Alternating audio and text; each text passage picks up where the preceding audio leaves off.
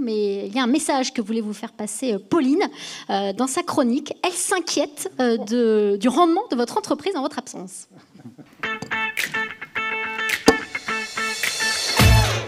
Amis, gars et tir au flanc de la marine, bonsoir. Message aux salariés de chez Guyadère. À compter du lundi 5 novembre prochain, c'est la fête chez Guyadère. Hein. Bon, je suis pas du genre à souffler de mauvaises idées, mais c'est bien connu que quand le patron n'est pas là, les saumons dansent. Hein.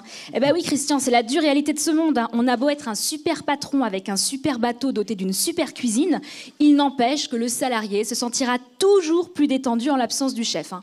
Mais quand je dis détendu, c'est bien détendu. Hein. Et puis d'ailleurs, pendant ces périodes, même le temps se détend.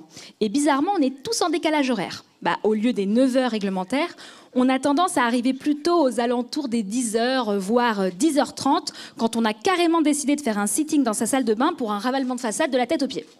Mais bon, loin de moi l'idée de gâcher vos vacances, votre temps de travail réinvesti à bon escient. Mais à votre place, je passerai des petits coups de fil matinaux ni vus ni connus entre deux manœuvres pour faire l'appel. Bon, enfin, si quelqu'un répond. Bah oui, parce que c'est bien connu. Quand l'absence du boss, les pauses midi aussi rallongent. Et je vous raconte pas les petits pique-niques improvisés sur la plage avec rosé pamplemousse et parties de molki de 11h à 15h30. Bon, après, vous faites peut-être partie de ces patrons qui encourageaient les initiatives corporate.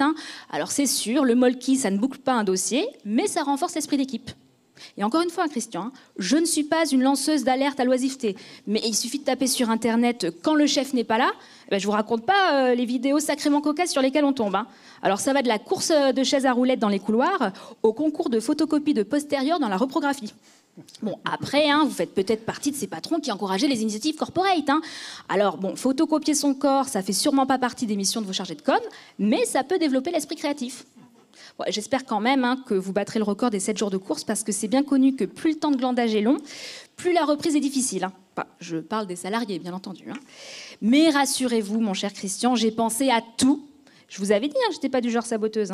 Pendant votre route du Rhum, là, quoi de plus corporate que de faire plancher toute l'équipe sur une nouvelle recette?